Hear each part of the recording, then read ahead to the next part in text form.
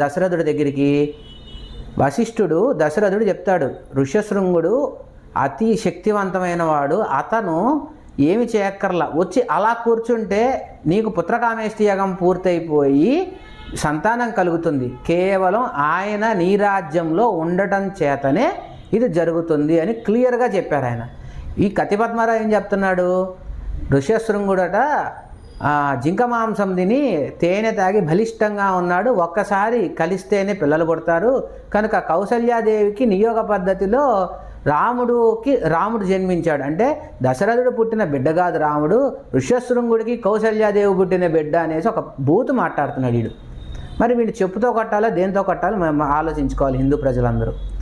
తర్వాత అసలు ఋష్యశృంగుడు అనేటువంటి వాడికి ఆ పేరు ఎందుకు వచ్చింది? అతను ఋషి, శృంగము అనగా కొమ్ము కలిగినటువంటి ఋషి. జింక కొమ్ము ఏ విధంగా ఉంటుందో అలాంటి కొమ్ము కలిగిన